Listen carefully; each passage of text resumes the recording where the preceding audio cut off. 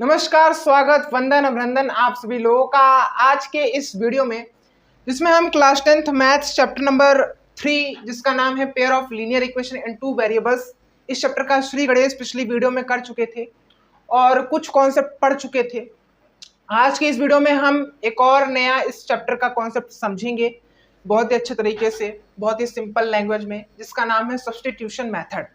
कि कैसे हम pair of linear equation in two variable का सोल्यूशन निकाल सकते हैं, जिसमें से पहला मेथड था निकालने का ग्राफिकल मेथड और दूसरा मेथड है सब्स्टिट्यूशन मेथड। तो आज की इस वीडियो में हम दूसरा मेथड बहुत ही अच्छे तरीके से समझेंगे, पढ़ेंगे, जानेंगे। तो आइए बिना किसी तरीके श्री गणेश करते हैं आज के इस टॉपिक का, इस चैप्टर के नए टॉपिक का, जिसका नाम है सब्स्टिट्यूशन मेथड, और साथ साथ इस वीडियो का भी करते हैं श्री गणेश। तो इस कॉन्सेप्ट को समझने के लिए हमें एक पेयर ऑफ लीनियर इक्वेशन का एग्जांपल चाहिए था, तो हमने ले लिया है।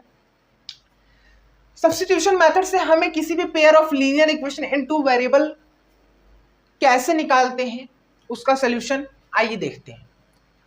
सबसे पहले हम किसी भी दो इक्वेशन में से एक इक्वेशन को पकड़ेंगे। मान लीजिए मैंने इस इक्वेशन को पकड़ लिया, ठीक है। अब इस इक्वेशन की मदद से हम किसी एक वेरिएबल की वैल्यू फाइंड आउट कर लेते हैं। कैसे फाइंड आउट करेंगे आइए देखते हैं। इक्वेशन क्या है, 2x प्लस वाई बराबर 7। तो y की वैल्यू निकल आएगी 7 माइनस 2x। भाई 2x इधर चला गया तो y की वैल्यू हो गई 7 माइनस 2x। अब इस y की वैल्यू को इस इक्वेशन में पुट कर दो तो ये क्या हो जाएगा, 4x माइनस 3। y की वैल्यू क्या है, 7 माइनस 2x प्लस 1 बराबर 0। ठीक है, ये हो गया 4x माइनस 21 प्लस 6x, ठीक है, प्लस 6x प्लस 1 बराबर 0 हो जाएगा। और 4x प्लस 6x हो गया 10x और माइनस 21 प्लस 1 कितना हो गया, माइनस 20 बराबर 0। 10x की वैल्यू कितनी आई, 20 आई। x की वैल्यू कितनी आई, 2 आई। अब अगर हमें x की वैल्यू मिल गई तो इस x की वैल्यू को इसमें पुट कर दो। ये हो गया 7 माइनस 2 मल्टीप्लाई बाय 2, ये हो गया 7 माइनस 4, इसकी वैल्यू निकल आई 3।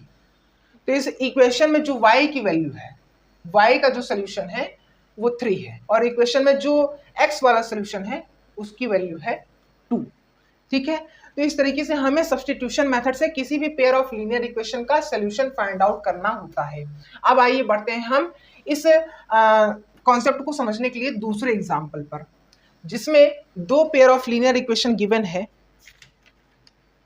जो कि है क्या, जो कि है थोड़ा सा कॉम्प्लेक्स। वो है 3x upon 2 minus 5y upon 3 बराबर माइनस 2 है क्या, हाँ माइनस 2।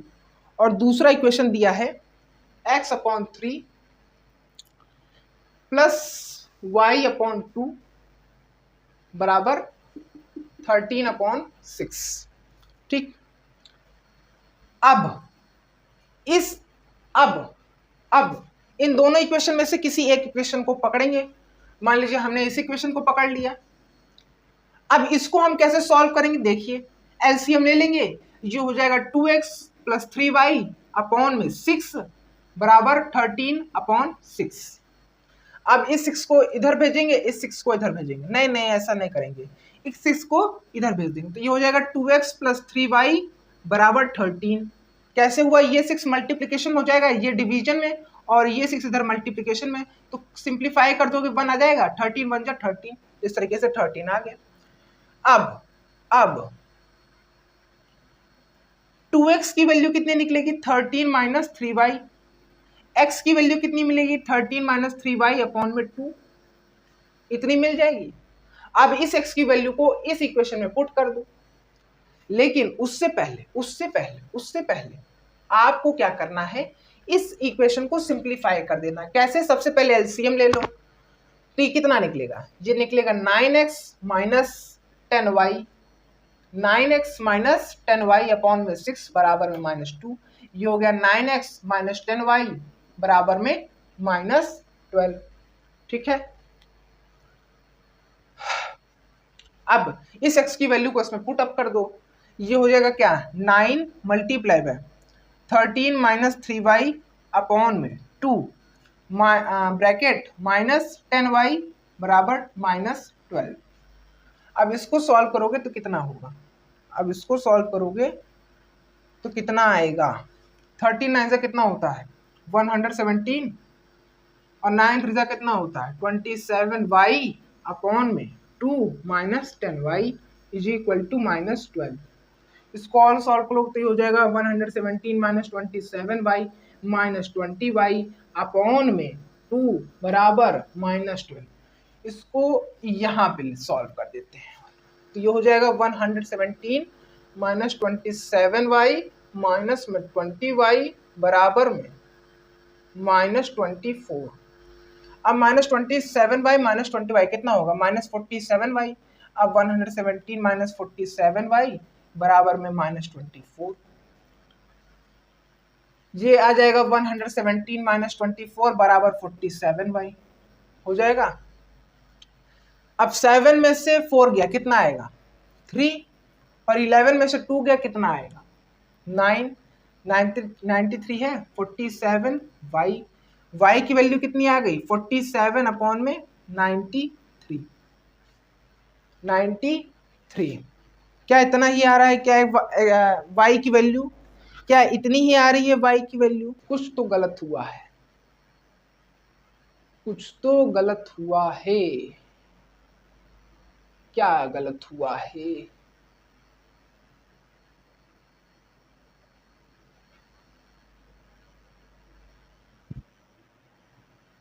कुछ तो गलत नहीं हुआ है।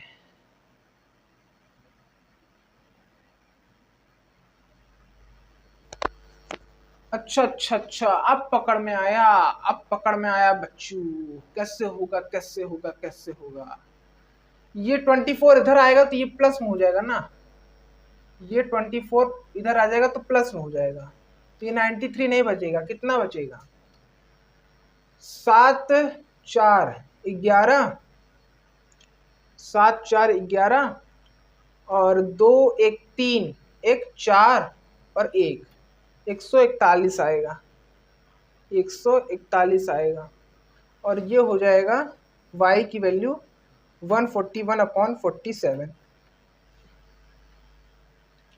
अब कुछ गलत हुआ क्या? y की वैल्यू 3 आ रही है क्या?